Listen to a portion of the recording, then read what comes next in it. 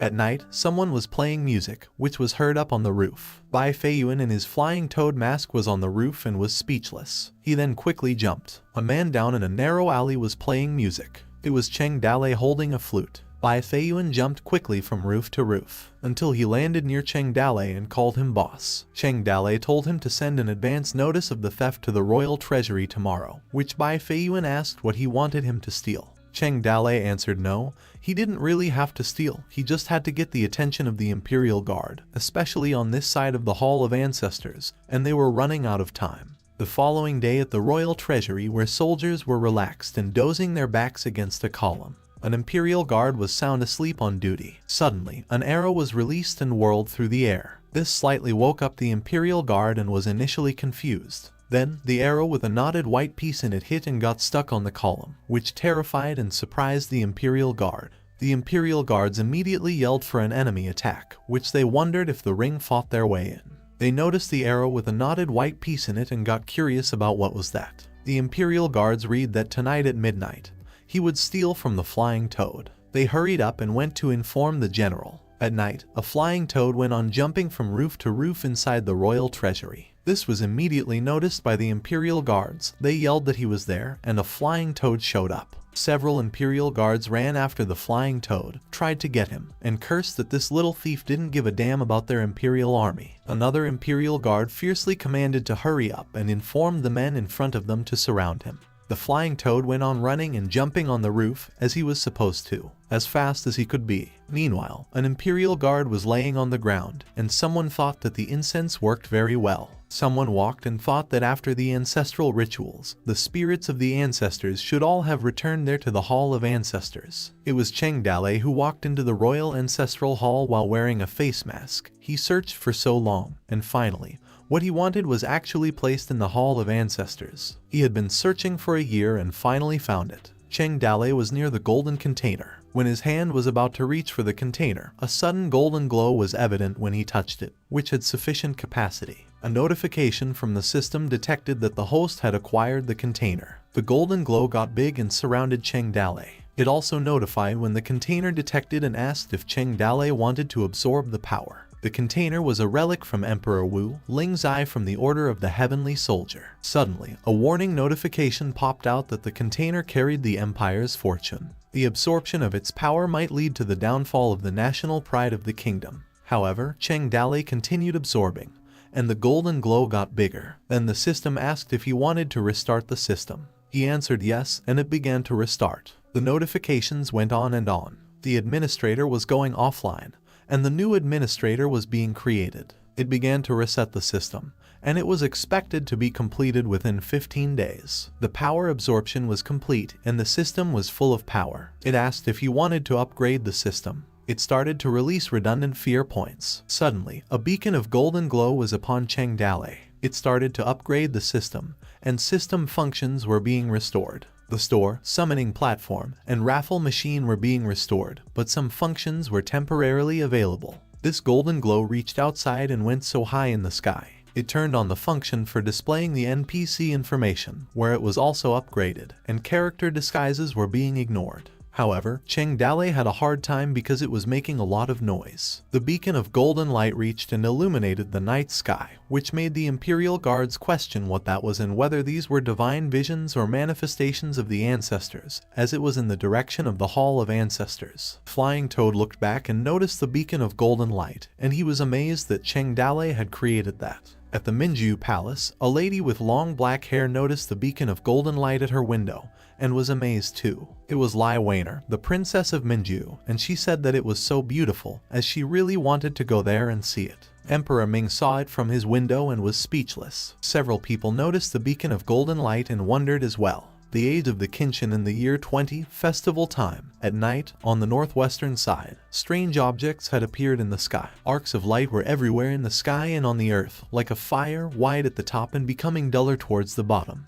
It had a strange color and rose from the ground to the sky, as if it were transmitting cries of sadness. A man said that this heavenly phenomenon was unheard of, unseen, and questioned whether these were auspicious signs or if it was a deception of the heart. And the crowd rushed into the ancestral hall, except for the 2 fainting guards. They found no other abnormalities. Somewhere in another place, a group of men were out riding their horses. Someone teasingly remarked that the people he was with were too slow. It was Zhao Zilong, and he even said faster while Zhang Fei pleaded with him to slow down because his horse couldn't take it if he kept going like that. Zhao Zilong kept going and then replied no, because the horse was still in good condition. He told him to hurry up, and Cheng Dale was probably waiting for them in Chang'an. Meanwhile, Liu Bei thought in his head about when did Zhao Zilong become so caring for Cheng Dale. Guan Yu asked his third brother how far they were from Chang'an. Zhang Fei answered that they should be in front of them, and they went on riding their horses. A few moments later, the brothers arrived at the border of the capital region of Chang'an and got off their horses. They walked with them while they each held their horses' ropes. Suddenly, Zhao Zilong told them to wait, which left them confused, and they asked what was wrong. Zhao Zilong, with his sudden rosy cheeks, answered that he still had to make himself neat. Liu Bei questioned why Zhao Zilong was acting strangely, and Guan Yu asked what he meant because he had just said a while ago that Cheng Dale was waiting for them, which made Zhao Zilong speechless. Someone said come on and they kept going. A guard at the border suspiciously asked them if they had a document for the road pass. The guard went on to say that Chang'an was under tight security, and they did not look like good people at first glance. If they couldn't show him their road pass, then he couldn't let them into the city and that they should understand some rules. Someone questioned what kind of rules. The guard looked confused while the 4 brothers just stared. A pretty lady soldier with a spear on her back asked why she hadn't heard of it. The lady soldier had black long hair in a ponytail. The guard was surprised when he saw General Tong walk towards him and command him to get out of her way for now. Liu Bei asked who she was. General Tong called for Zhao Zilong. Suddenly, she quickly advanced on her feet. With a spear on her back, she went aiming towards Zhao Zilong and said that he made him wait too long. Liu Bei warned and told them to watch out because she was coming at them while Zhao Zilong firmly grasped his spear. He also advanced towards General Tong. A white bird pilgrim's spear was evident as they fought. Zhao Zilong released 100 flowers in disarray against General Tong's phoenix swirl while his brother stood on the side and watched them fight. General Tong's looked pleased as they went on fighting while Zhao Zilong struggled. Liu Bei yelled at his brother to go and help, and Zhang Fei agreed. Suddenly, her hand extended out and called him stupid brat. General Tong grabbed Zhao Zilong's head, then pushed it into her chest and said that she hadn't seen him in a few years, but his skills had grown, which made his brother's jaw drop and puzzled him. General Tong gazed at his brothers and said that they were the guys that his brother Zhao Zilong mentioned in the letter while he continued struggling in her chest and demanded to let go of him. His brothers were shocked when they knew who she was. General Tong introduced herself. She was Tong Fei, Zhao Zilong's senior sister. Zhao Fei whispered that she was Zhao Zilong's dark something, but Liu Bei quickly interrupted and shushed him. Tong Fei questioned what they were whispering about. They awkwardly laughed and replied that they didn't expect that Zhao Zilong actually had such a powerful senior sister. Tong Fei brushed them off, responded that they were sweet talkers and told them to come follow her into the city. A few moments later at the Tong mansion, tea was poured in a cup inside a room. The 4 brothers sat together across Tong Fei and said that they had come to Chang'an to do something important. Zhao Zilong respectfully said that they would be a bother to his senior sister for a bit because they were unfamiliar with the place, so they had to find a place to stay first. He thanked his senior sister for having them, and Tong Fei replied that she could trust the people that he brought. Tong Fei added that he could rest there for as long as he wanted as she had enough empty rooms there. Then she asked if they were going to take part in the martial arts examination this time and if he brought his name card, and Zhao Zilong answered no because they were there to find someone. Tong Fei asked who they were looking for because she had some influence in Chang'an, so she might be able to help them. Zhao Zilong replied that they did not want to trouble senior sister and awkwardly laughed as they would take care of it. Tong Fei looked puzzled. The 4 brothers gazed and listened to Tong Fei when she intriguingly asked if the person they were looking for was a fugitive. The 4 brothers were all speechless. Tong Fei chuckled and went on to say not to worry. Although she was from the government, a fugitive like that wasn't under her jurisdiction, and she was not interested in asking about the person they were looking for. However, recently, the Jingju city was very chaotic. The martial arts examination was about to start, dragons and fishes jumbled together. The Ring tribe envoy had also arrived in Chang'an. In order to prevent people from causing trouble, the outside was now under very strict control. If they wanted to find someone, at least do it after everything had calmed down. Tong Fei was heading out first because she had things to do, and she told all of them to stay with her for now, especially Zhao Zilong, not to go out and cause trouble. Outside the room, a soldier was waiting and asked her group leader Tong if he was the junior brother she mentioned before because he was indeed useful. Tong Fei replied not to worry. Apart from Zhao Zilong, the other three were not bad either. The soldier fearfully reported that the Ring tribe diplomatic group had entered Chang'an, and most of their Merlion Guard troops had been sent out. Tong Fei replied that it didn't matter, they didn't have enough people on their side. She would find a chance to try their skills if they were qualified to become their people. Meanwhile, the system reset was in progress. Cheng Dalei thought in his head that the most important thing for coming to Chang'an had been solved. The only thing left was to find Yang Longting to seek justice. Another soldier appeared and referred to Cheng Dalei as Lieutenant New and said that it seemed he was in a good mood, and he chuckled. Cheng Dalei thought in his head to take it easy. There were too many troops deployed, and the time hadn't come yet. That day's operation was more difficult than expected. Suddenly, two men crashed on horseback and went out right above the Emperor's carriage. They took out a few soldiers while others yelled for an enemy attack and warned them to look out. The soldiers gathered with their spears and surrounded what they thought were assassins. These two men with face masks and spears in their hands were killed several soldiers who were on their way. Cheng Dalei was just as shocked as everyone else. He thought in his head about who made this move without following his orders, and who were they. There were so many troops that day, and doing it was the same as asking for death. Two cavalry soldiers rushed to kill in the crowd. The civil servants and the maids began in panic and fled one after another. However, Cheng Dalei remained and stood still with his sword in his hand. He thought in his head that no matter which side of the power made a move, now this place had become muddy water, while another soldier called Lieutenant New and told him not to go forward. The front was too chaotic, and they should stay away from it. Cheng Dalei thought that chaos was the opportunity. As long as he could get close to him, he could stab him with a killing blow. While yelling at the foolish ruler, these two men still went on aggressively. One of the two men screamed at them to die. As they were near the Emperor's carriage, the soldier's priority was to protect His Majesty and stop these two men. A man was shocked and terrified of what he saw. Suddenly, a hand emerged. It was another man. He fiercely grabbed both spears in his hand and tried to block them using his twisting hands. The two men were shocked. Cheng Dalei, on the side as he watched the fight, he thought in his head there really were masters among the eunuchs. It was Liu Aji, the top martial artist of Merlion Guard with skills of twisting hand, and Jin Yonggong at age 48, where he strongly said to capture them alive. An unexpected swish happened on the hands and spears. They were able to break free from Liu Aji, and a combination of attack from the seven-fold wave breaker spear and breaking army was released as Xiao Yu was called to raise the spear force. Emperor Ming was silent and still on his carriage as he observed the fight in front of him. He thought in his head about the Lin's family's wave-breaking spear. The two masked men were Lin Xiao Yu, the martial artist who had been in a lot of hardship, and Lin Chong, the top martial artist with a lot of experience. They both had a hidden attribute as Avenger and had the same skill of Wave Breaker of 7 attacks. Then someone thought, how could it be them? Seeing the strength of the defense, his plans for that day were cancelled because these two fools still came to assassinate and were planning to die. And even if they managed to break through to the eunuch, there were still several top figures waiting for them behind. It was Cheng Dalei, and he went on thinking that even if the assassination would be successful, the three of them were bound to die there. Yang Longting was surrounded by several top figures, such as the top left guard, top general, and top right guard, which made Cheng Dalei wonder if they were looking for other assassins. Cheng Dalei, with a sword in his hand, advanced fiercely into the fight. He thought that Emperor Ming could not die now, and once he was dead, the situation in Chang'an would be in chaos. He had a hard time setting up a good trap in Chang'an where it could be completely useless, and it would be more difficult to assassinate Yang Longting in the future. Cheng Dalei had to stop them and get them in his plan, while Lin Xiao Yu and Lin Chong went on battling against Liu Aji, who was about to lose the fight. Lin Chong cursed while he thought in his head that if he let this eunuch drag him down the moment the Imperial Guards surrounded him, he would definitely die here. He positioned his spear as he raised it, gathered his strength into his hand, and called out to the foolish ruler. Lin Chong threw his spear swiftly as he fiercely uttered to accept his death.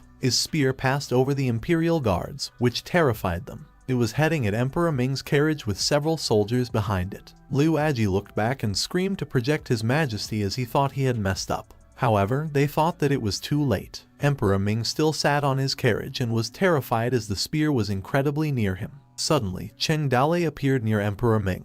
He tried catching the spear with his hands. Cheng Dalei was able to grasp the handle of the spear. He was struggling because the breaking spear was really powerful. Cheng Dalei was able to catch the spear in front of Emperor Ming without harming His Majesty. He fiercely stopped the spear inches before His Majesty's eyes. The Imperial Guards just stood there and were terrified as they worried for their Majesty. Cheng Dalei yelled in frustration at them to come and called them bastards. He pointed his sword and then uttered that if they did not surrender, he was going to blow them up with 5 thunder laws. Lin Xiaoyu thought in his head that the sound was so familiar. He thought that now he had a good look, those eyes and that nose without the beard. He wanted to call his village master. However, he was quickly interrupted by Cheng Dalei, who yelled ferociously, called them dog criminals, and told them to not even think of running away, especially of escaping to the east. Cheng Dalei told Liu Aji to protect His Majesty and allowed him to deal with these criminals, on which Liu Aji replied that he would leave it to him. Liu Aji then commanded a group of archers not to shoot as they could hit Captain Niu. Both sides slowly moved away while pretending to fight. As the battlefield got messier, it became hard to distinguish friend from foe, and now no one was able to intervene in the battle. In the middle of this mess, the 2 criminals were able to break through the east gates of the city. Several soldiers were behind Cheng Dalei, and a soldier on his horse told him to take a rest, allow his men to chase after those 2. He would make sure that they wouldn't be able to escape. Cheng Dalei screamed at the criminal scum, told them not to dare to run, come and fight him for 300 rounds. He then went after them. Cheng Dalei kicked a soldier and let him borrow his horse. He managed to get himself on the horse's stirrups and kicked his feet with it. Cheng Dalei went on screaming at the criminal bastards and commanded them not to run. Another soldier came to check on the general, who was on the ground, on which he replied that he was fine. He wondered why Captain Niu had such a big grudge against those bandits. Cheng Dalei continued screaming at the scums that their death was near and went after Lin Xiaoyu and Lin Chong. Liu Aji commanded the cavalry guards to chase after them and helped Captain Niu catch those criminals. On the road, the cavalry guards were behind Cheng Dalei, chasing the bandits. Cheng Dalei whistled like a sound signal for the bandits lurking behind the trees and bushes. The bandit was able to recognize the signal. He commanded to open the sheds and let them loose. The cavalry guards wondered about the rumbling sound as they slowed down. The leading guard warned them to be careful as it was coming from the right, and another soldier commanded them to halt, repeatedly. A firecracker was attached to a tail. It was a group of violent-looking bulls making rumbling sounds. The cavalry guards were speechless as the bulls crossed the road, blocking the view with black smoke from the firecrackers. They coughed when the black smoke reached them, and a soldier called for his general. When the smoke slowly cleared out, they realized that Captain Niu and those 2 criminals were gone. The general commanded them to quickly go after them. They must not let anything happen to Captain Niu. A few moments later, in a small shed deep in the mountain, he questioned if it was really his village master. It was Lin Xiaoyu who was glad that he did not die, on which Cheng Dalei assured him he did not die as he was living perfectly fine. Cheng Dalei was also glad that these 2 did not die either. He went on to ask why they were trying to assassinate the emperor. Lin Xiaoyu and Lin Chong were silent. Lin Xiaoyu answered that it was for his father, Lin Wentian. Cheng Dalei thought of Lin Wentian. He thought he had heard people mention him before. The great Northwest General, supreme defender of the Northwest borderlines, someone on the same level as Yu Kai Lai. In the war 1 year ago, Lin Wentian abandoned his duties and escaped back to the capital, leaving the city to be ransacked by the rings. The emperor decreed him to be punished via execution of the entire family. Nowadays, if Yang Longting was the empire's greatest hero, then Lin Wentian was the empire's biggest villain. How many people would grit their teeth in anger when mentioning his name, and how many more would want the chance to spit on his grave? However, there have been rumors that he was merely a pawn in the inner politics of the court. The supplies that should have been delivered never arrived, forcing him to retreat. Maybe this was the real reason why the entire Lin family was executed, to silence the witness. Cheng Dalei sighed that Lin Xiaoyu turned out to be Lin Wentian's son. No wonder why he wanted to assassinate the emperor. He then asked how many people were left in the Lin family. Lin Xiaoyu answered a few of the older members were able to escape the executions by changing their names, and what had happened to the family was passed on to him by an old servant. Lin Xiaoyu went on angrily saying that his father dedicated his life to the empire, yet they repaid him by executing his entire family unjustly. He must find justice for him. Cheng Dalei responded that even if they kill the emperor, it won't clear away the crimes that his father was framed for. Cheng Dalei thought that these 2 weren't the sharpest tools in the shed. He went on to explain that if he wanted to clear away his father's crime, he needed to collect enough evidence and confront the emperor, Only then was he able to force him to give him a proper answer. If they really killed the emperor and people found out it was done by someone from the Lin family, it would only have added to the misunderstanding. Cheng Dalei called for Xiao Yu and borrowed his spear. Cheng Dalei held onto the spear and went on explaining that the emperor could not die right then. The moment he died, the empire would fall into turmoil, and the crown princes would fight among themselves for the seat of the emperor, giving the rings a chance to attack them again. So, hide here for now. This was a place he had prepared for himself, so no one should have been able to find them there. As for food and water, they were under the floorboards. Suddenly, Cheng Dalei stabbed himself in the shoulder, and blood began to splatter. He walked out the door and said that he would pick them up when he left Chang'an. At night, a soldier on a horse was wandering alone in the woods. He sighed as they went the road with his horse. It was Cheng Dalei. He had to settle his score with Yang Longting, and Lin Xiaoyu needed to find justice with the emperor. He looked up and questioned if there was really justice in this world. With torches, someone recognized Captain Niu. It was the cavalry guards, which confirmed it was Captain Niu, and asked if he caught the criminal. Cheng Dalei sighed and answered they got away. They asked him if he was hurt, and he answered yes, that he accidentally got hit by their spear, but it was only a flesh wound, and assured them not to worry. However, the guards called for the doctor and quickly called someone to come over because Captain Niu was hurt. This made Cheng Dalei wonder when he became this popular. At the Huayang Palace, where eunuchs and soldiers sat down at the front, a man announced that the emperor had been startled by the events, but he was now resting after taking some medicine, and everyone could go back now. His Majesty also decreed that he would not blame today's event on anyone, which made the eunuchs and soldiers bow down and reply that His Majesty was benevolent. In a well-lit room, Liu Aji informed His Majesty that everyone had left. Emperor Ming asked if Niu Sanjin had been found yet. Liu Aji bowed down when replying to His Majesty. He had already been found, however. He seemed to have suffered some injuries, but it was nothing too major. He played a great role in protecting him that day. He asked His Majesty if they should reward him. Emperor Ming responded that there was no rush to reward him as he wanted to meet him personally first. He then asked if he recognized this spear, and Liu Aji responded based on the techniques used by the assassin. This should be a tidal wave spear from the Lin family. Emperor Ming held on to the tidal wave spear, then uttered that the Lin family still had people alive. Fast forward at the Imperial Palace. Inside of a room, someone asked if there was any news of Cheng Dalei. Liu Bei answered that Cheng Dalei was a wanted criminal. He must have had a new identity right now. Zhang Fei applauded Cheng Dalei as this proved that he had hidden himself very well, and Liu Bei responded that if it wasn't easy to find, he was overconfident. Guan Yu added that he did find out that there was an underground city in Chang'an, and the big boss there was called Big Brother, but there were rumors saying that the ones behind the scene were actually two girls. Zhao Zilong said that it was a shame that the emperor was targeted by assassins 2 days ago, and the security in Chang'an was very strict right now. They couldn't go out and search for them. Liu Bei responded that right now they couldn't leave Chang'an even if they wanted to, and they could only stay there at Zhao Zilong's senior sister's place, eating and drinking for free, and thought it was a little improper. Suddenly, a voice emerged and questioned who said she was letting them live there for free. With a loud bang, Tong Fei kicked the door and debris flew because of the impact. She was silent, and light smoke appeared. Zhao Zilong called out to his senior sister. Could she open the door like a normal person because she had already broken 3 doors? Tong Fei laughed and said that it was a force of habit that Zhao Zilong should know that this was how she usually opened doors when she was catching criminals. She went inside the room, then coughed and went on to say that no one could get anything for free from her, even if it was Zhao Zilong. She walked near her brother and said she was there to ask for them to pay up. Then she sat next to him and questioned Zhao Zilong why was he looking at his dear senior sister like that. Was she that scary? Or did he think she would eat them up? While Zhao Zilong stayed silent, he thought in his head that he had a bad feeling about this. Every time she began acting this way, it meant she was scheming something bad. Tong Fei placed her arm on Zhao Zilong and told everyone that she needed help escorting an elder. Liu Bei asked who. Tong Fei replied that no need to be nervous, he was not some major character or anything. The person they would be escorting was a doctor. He would be traveling to the general's palace to see a patient.